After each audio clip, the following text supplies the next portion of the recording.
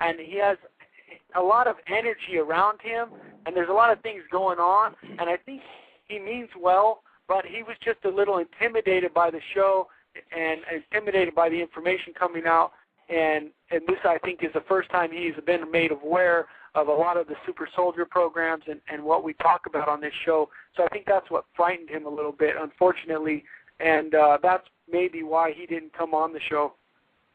Well, that is unfortunate because, and you and I had talked about this individual. I won't say his name because, I'm sure people can figure that out on their own. But after what you and I spoke, which is obviously between you and I was still very much curious and even went forward with today to listen to the archive of it and was a little bit surprised. But then after I thought about it, I said, well, something must have happened. And but this happens with a lot of people in our situation. Even sometimes you will have a whistleblower come out, do one interview or one video or speak at one event, and then they'll go underground. I do not hold any judgment towards them because of that, because we are walking, people like myself and all the others are walking a fine line. We are really gambling with our safety every day.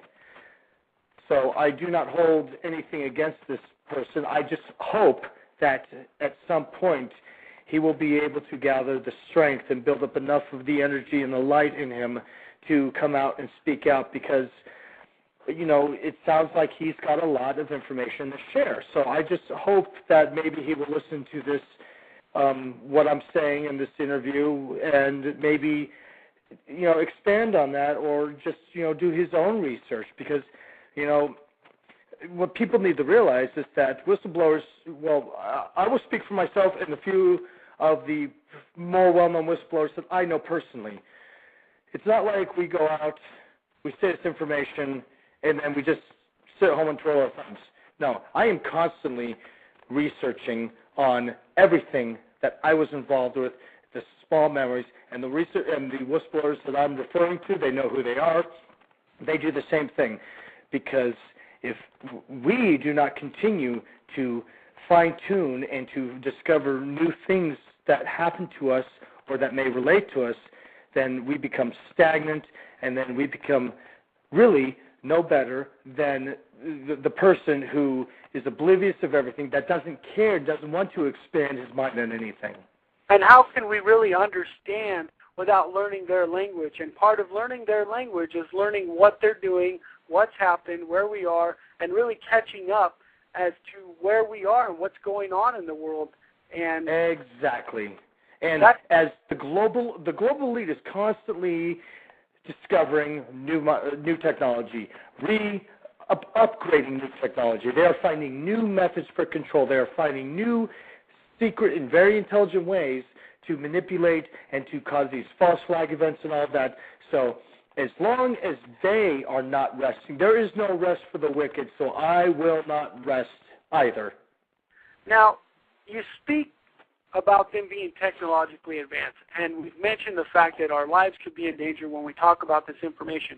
But in saying that, I also have to bring up the fact that we are being watched over in some senses, and we do have light workers, and we do have white hats, as they're called, taking care of us and watching over us, and without fear and having love and having this. I have to share a little story. When I was at Awake and Aware, I meditated in my room for a couple hours before I came downstairs to talk to all of you guys, and I meditated the words fearless and open and fearless and open and fearless. I wanted to be open to you guys and fearless to be able to talk to you about some of this information, because people are afraid to talk about it. And then you accomplished that really well. Oh, yeah, definitely. You sat down right next to us. Exactly. It's proof. I remember that. And here, for people who don't understand, a lot of times you can just do that. And calmly that night I went back to my room and I meditated. I forget, these are affirmations. That's what they're called. And I meditated, I am safe and I am calm. I am safe and calm. And I'm learning this through my meditative teacher and guru, if you will, where I live. I do some meditation with a friend of mine who has been brought into my life, and the circumstances are so synchronistic, it's unbelievable. But the whole point is you can create a bubble around yourself through meditation and through getting centered and getting to that part of your intuition and really posting a bulletin on the cosmic bulletin board and saying, leave me alone, I am safe and calm, and you can't mess with me. Just like Dave Corso said on previous shows, they cannot mess with you, and know how powerful you are, and know that the reason they're trying to suppress us is because they know how powerful we are, and their technology can't do a damn thing about it. Remember when I told you and Jesse on the phone that night when I said, that Dave and I have this phrase, and that we're not playing your effing games, and we will verbalize that, and verbalizing that, but at the same time, and coordinating that with putting out our energy, we have actually warded off attacks towards us. We have actually been able to stop it.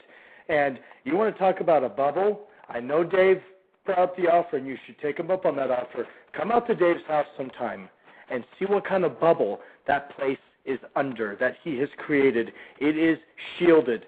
I'm telling you, the Star Trek Shields Up doesn't have anything on what Dave's house has got. I am absolutely serious about that one. And I bet those wolves have something to do with it.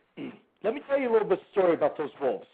All right, we got 10 minutes left in this, and okay. I just want to keep talking, man, until it just goes, All right. So let's just roll with it. I'll make the story short because you're going to love this. All right. My sister, I will not say her name because I keep her identity as safe as I can, but my sister was visiting Dave Corso and I with her children. And, that was the last stop on a long, road trip she had decided to take. Obviously, we had a really, really great time with, her, Dave, my father, and the kids and all that. When she was getting ready to take off to head back to where she lives on the East Coast, Dave had actually sat down with me and everyone, and he had asked his wolves, he's got 3 of them, purebred timber wolves, asked all 3 of them. He asked Herc, Taylor, and Yuma, protect Megan, protect your children on the long journey home. My sister finally got home, and then no more than, I think it was the next day or 2 days later, she sends Dave a message telling Dave, thanking him for the wolf energy. Because, and I haven't asked her what exactly happened because it doesn't matter what happened because I believe my sister 100%. But she said that there were several situations where danger was imposed, but this energy that had encompassed her children, and even her vehicle had prevented this from happening. And she was in such gratitude and thankful for Dave for doing that.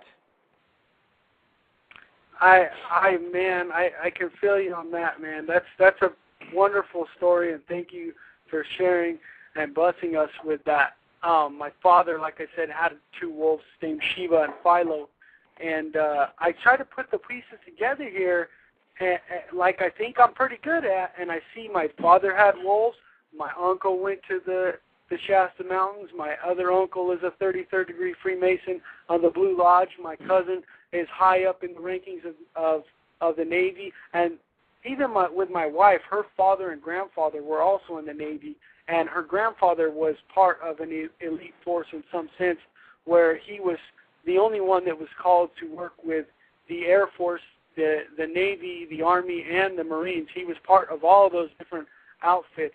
I don't know if that was publicly or not, but he has showed me pictures and things like this.